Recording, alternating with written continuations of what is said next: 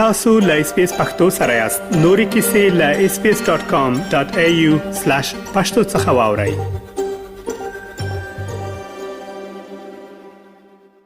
د پاکستان د سند ایالت په لوی تجارتي ښار کراچۍ کې د افغان کډوالو د نیولو لړۍ یو ور بیا پیل شوې ده او د معلوماتو تر مخه تر اوسه پورې په ګڼ شمېر کې افغانان نیول شوي دي. په بلوچستان او سند ایالت کې د افغان کډوالو د ستونزو د حل لپاره کارکونکو ټولنیز فعال ظاهر پښتون سره مو د افغان کډوالو د غوسنی وضعیت په اړه مرکه کړې ده. په پیل کې مولدوی څخه وپوښتل چې په کراچۍ ښار کې اوس د افغان کډوالو د ستونزو وضعیت څنګه دی. د اسپیس رادیو د ټولو کارکونکو اوریدونکو ته سلامونه او نیک هیلې وړاندې کوم. لکه څرنګه چې تاسو ته بهتره معلومه ده چې د صوبه سند د وزیر اعلی او دارنګه د چارواکو د اعلان وکړي چې موږ په صوبه سند کې چې کوم افغان کډوال دي غیر قانوني میشتي یا غیر راجستر دي موږ د هغو د استولو لړۍ پیلو چې په هغه کې کچيري په 2 هفتې کې دغه افغان کډوال ونه وتل نو موږ هغه افغان کډوال چې کارډ ونه لري هغه موږ ونیوي 10 کاله به سزا ورکوو. خو دغه د دوی اعلان د پولیسو لپاره یو داسې ذریعہ وڅرخېدله چې اکثره هغه افغان کډوال په دې کې نیول شوي دي چې هغه قانوني اسناد لري. نو دغسې د بلوچستان ایالت کې چې کوم افغان کډوال میشتي هغه اکثره صوبه سند ته ځي. چون هلته د کراچۍ ښار چې دی د پاکستان په سطح باندې لوی صنعتي او تجارتي ښار دی نو د روزګار غټ ذریعہ چې دغه په کراچۍ کې ده. نو دغه هغه افغان کډوال زیاتره نیول شوي دي دا وخت په جیلو او په تاڼو کې دي چې هغه پیوار کارډونه ورکړل شوي دي. خو دلته زهر پښتون څه قدر ته وایي چې په کراچۍ کې اوس چې دغه کوم کډوال نیول کیږي نو آیا دغه کډوال دي چې اوس په دې ورستیو کې راستنه شوي دي کنه هغه کډوال دي چې د 13 لسیزو رسیدل ته کې میشته یو سیږي؟ کډوال موږ په څو برخو ویشو. یو هغه کډوال دي چې کوم غیر قانوني په دانوي انقلاب چې کوم په افغانستان کې د 2021 کې د اگست کې چې کوم تحول رالی هغه افغان کډوال راکړه سوله. یو هغه افغان کډوال دي چې د 13 لسیزو څخه په پاکستان اسلامي جمهوریت کې میشتي چې هغه د پاکستان د شهر د ضلع یا د صوبه نه د پاتې چالت نه وي چې لوی برخه په خیبر پښتونخوا بلوچستان کې دا او دارنګ په سند او پنجاب کې ده. خو بیا هم د خیبر پښتونخوا بلوچستان څخه د افغان کډوال ځي په کراچۍ کې روزګار کوي. خو دا افغان کډوال زیاتره پیوار کارت لري یا ای سی سی کارتونه لري. خو دغه کارډو الله چې دی اوس اکثره نیول شوی دي چې زه په کوم د بلوچستان ایالت د پښین ضلع کې او کوم سرانان پندغالي ورته وای دلته چې زمیشتي هم دغه زمر د افغان کډوالو د پندغالي غټ ذریعہ چې دغه په کراچۍ کې پر د ډیرانو باندې خلک کاغذونه ټولوي. نو هغه د زمر خپل دغه پندغالي کډوال چې دی زیاتره نیولې دي زما سره پراویته کې دي. پښتون سی به تاسو په خپل باندې د افغان کډوالو د ستونزو د حل لپاره هلې ځلې کوي کله سره د خپل هلو ځلو په اړه باندې جزئیات شریک کړئ. موږ دغه خپل فریاد او کوم داد چې دی هغه د پاکستان د سفران وزارت چې کوم کمشنریټ په بلوچستان کې دی دغه د چارواکو سره مشورې کړې دي یا هم پر سوشل میډیا باندې مو د یونیسار او د نورو ادارو باندې ځخ کړی دی په حکومت پاکستان په مرکزی حکومت او درنګ په صوبایي حکومتو باندې مځخ کړی دی په یو شکل نه یو شکل مخبل ځخ د دوی تر وجو پر رسولې دي چې باید تاسو د هغو افغان کډوالو د نیولو سره ډاډه وکړي کوم چې دا وخت هغه پیوار کارډونه لري یا ای سی سی کارډونه لري یا د ستاویزات لري هغه اوس نیول شوی دی باید دا ونه نیول شي. زهر پښتون سی به تاسو په خپل خبرو کې وایست چې ډېرې کډواله په بلوچستان کې د افغان پنغالو یا د کمپونو څخه کراچۍ ته د روزګار لپاره وځي نو دغه خلک چې د روزګار لپاره ځي نو دغه اوسنی بهیر لامل دوی څومره د اقتصادي ستونزو سره مخامخ دي او د دوی کورنۍ د کوم مشکل څخه تیریږي.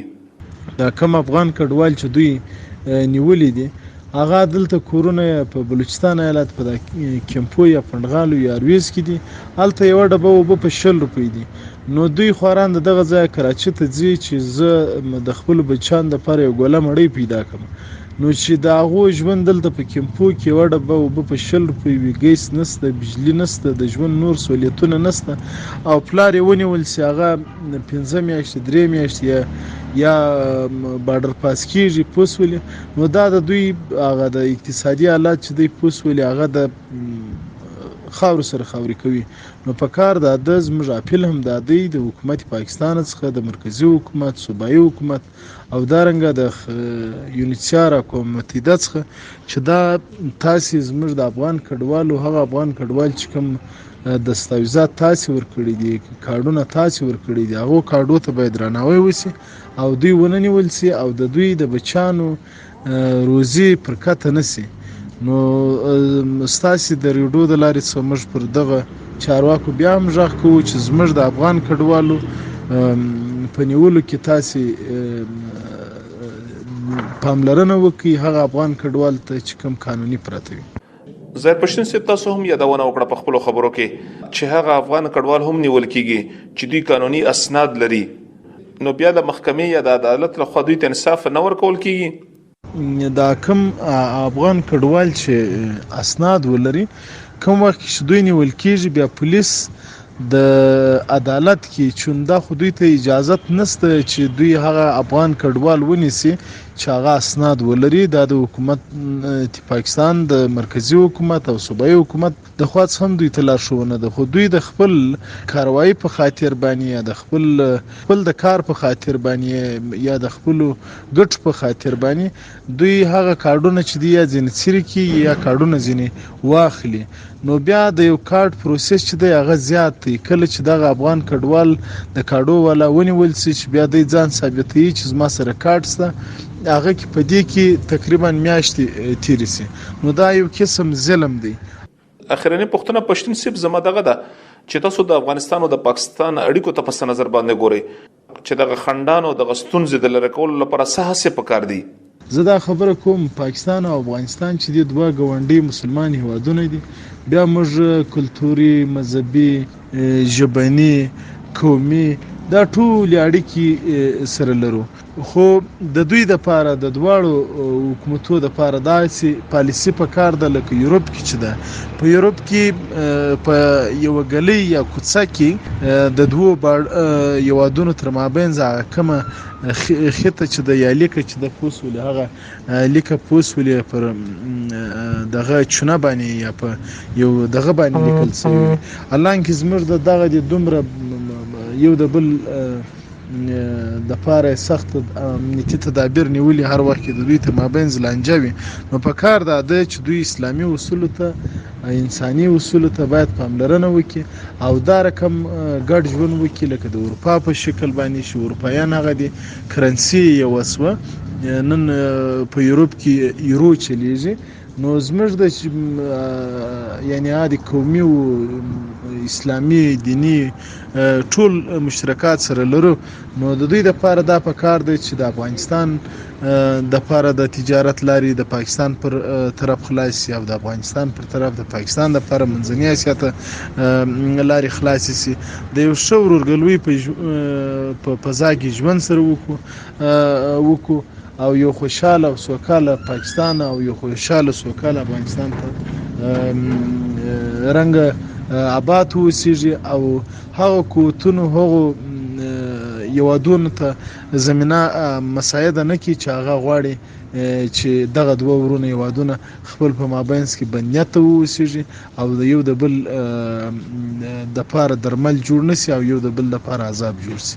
موږ باید د تیرو 50 کالو یا 40 کالو چې کوم حالات په افغانستان او پاکستان په مابینس کې چې بیا خاص کر د پښتون میشت سیمې کې تیر شوي دي دا غوڅه عبرت واخیستل شي او اوس دنیا چې دا هغه پر اقتصادي حالت باندې ولاړه ده نو باید د اقتصاد دغه ته پوسول ډیر توجه ورکړل شي. دا په پاکستان کې د افغان کډوالو د حقوقو لپاره کارکونکو ټولنیز فعال چې له اس بي اس رادیو سره په دورستیو کې د سند ایالت په کراچۍ ښار کې د افغان کډوالو د بیا نیولو د لړۍ په اړه باندې جزئیات شریکول. څو ورځې وړاندې د پاکستان د فوز جرنل اسیم منیر په یو غونډه کې د خپل خبرو پر مهال باندې وویل چې نور باید په هیواد کې کوم افغان کډوال چې قانوني اسناد نه لري بیرته افغانستان ته واستول شي. قسم په تیر وختونو کې هم دغه شانتي اعلانونه چې وشي نو نه یوازې بیا هغه افغان کډوال چې دوی په ناقانونه توګه باندې دلته کې میشتي ورسره هغه افغان کډوال هم زورول کیږي چې دوی په پاکستان کې د پاتې کېدو قانوني اسناد هم لري. بل لورته د 1300 ورځو راځي د پاکستان او د افغانستان ترمنځ د تاوتریخوالي لامل تورخم پوله د هر قسمه تګ را پر تړلې شوې ده. څورز وړاندې د افغانستان پوله تور سرمه د پاکستان په چترال سیمه کې د وسلوالو په یو برید کې 15 پاکستانی عسكر ووجل شول. قسم کابل د پاکستان د غتور یو ور بیا رد کړی دی چې کني د وسلواله بریدونو لپاره د افغانستان خوره کارول کیږي. اسلام ګل افریدي اس بي اس رادیو پیښور. کا غواړئ دغه سنوري کیسې هم او رینو د خپل پودکاسټ ګوګل پودکاسټ یا هم د خپل خاكي پر پودکاسټ یو اورئ. SBS is Australia's most trusted multilingual broadcaster. Our listeners are loyal, highly engaged and have supported countless local businesses. We offer advertising packages for businesses of all sizes. Our experienced sales team will guide you through the process of owning a great campaign. Bring your own ad or have our production team make you something in one of our 68 languages. Start the conversation with your new audience today. Email sales@sbs.com.au.